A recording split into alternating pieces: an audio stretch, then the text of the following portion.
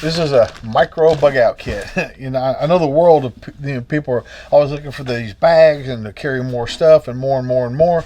And while no bag is complete, no matter what size that bag is, I wanted to kind of go smaller.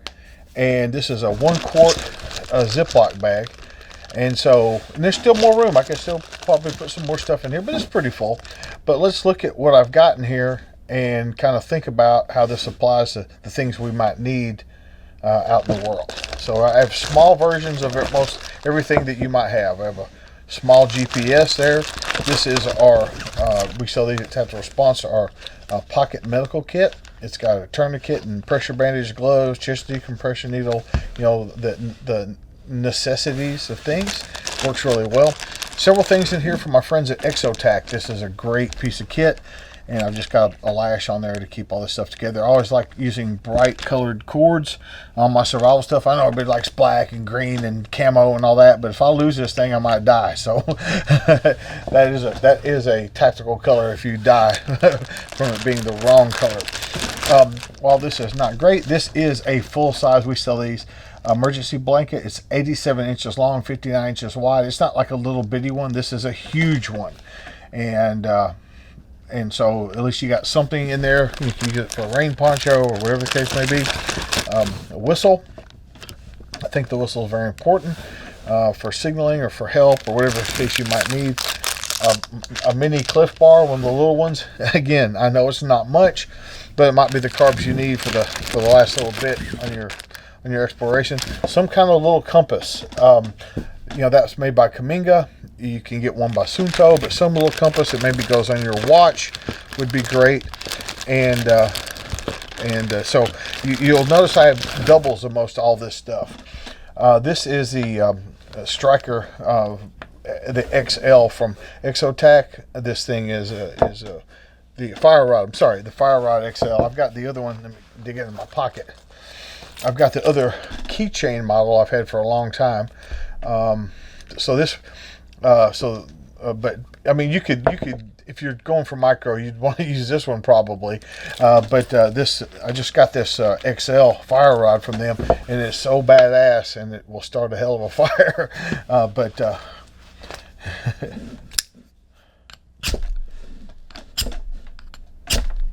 So I'm burning my tabletop. Just a neat piece of kit. So 2 forms of direction, 2 forms of fire. If you can have two of it, two of them, it's always good. And remember, I'm going for micro on this. This little cold steel knife, I forget what the name of it is. The Tough Light. Got it in survival red, but there's that. It's just a small knife, but that's enough blade to do whatever you might need to do with it. Simple lockback design, not very expensive, but cold steel's quality stuff. This is the Cold Steel Super Edge. I got this one with a serrated edge for some serious cutting. It's a very small knife, but it'll really cut well. So it comes in a little Accu-Tac sheath. So two knives, and then down to flashlights. I have 3 of. I have the Titan Plus, the LED mini mag, micro mag, solitaire, Maglite Solitaire, Titan Plus, Maglite Solitaire, and this Petzl light. So the Titan is the best. It is, it's got 3 settings, and so that's pretty bright. Okay, that's the brightest setting. The mini Maglite, much less bright, but still pretty bright. And so they're backup. One's a backup, but this is $50. I think $50, $54. This was $9.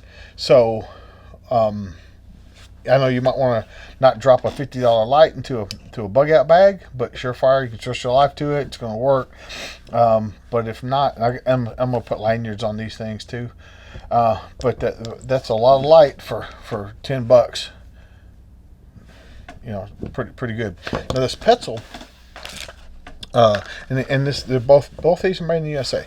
And this Petzl's pretty cool.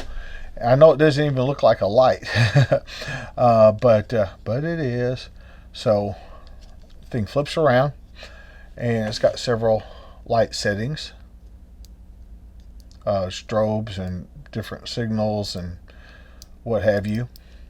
And then this thing is for your headband, so it goes around your head.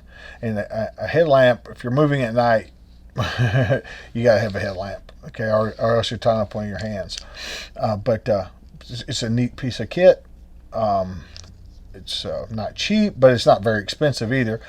Takes 2032 batteries in the back, but if you're going for micro, it's just a little ass headlamp, and it works really well, actually. So I'm not telling you to mimic this kit or this is the best kit. I'm saying, in a world where everybody wants the biggest bag they can get, let's think about the necessities, as small as we can make them. What does that look like? And you could put a quart Ziploc bag anywhere. You could put that, if you're going on a trip, you could throw that in your suitcase. You know, you could have it in a briefcase at work. You could have it in your desk drawer at work. There's any number of things. And if you want to get fancy, you can put it in a Magpul DACA pouch or something like that. Now you've got a really heavy-duty pouch for it. And so start thinking about this kind of stuff, how you can have more of what you want without the extra bulk. I'm not saying you shouldn't have a real pack. You should. But also think about having a spare set of stuff somewhere else.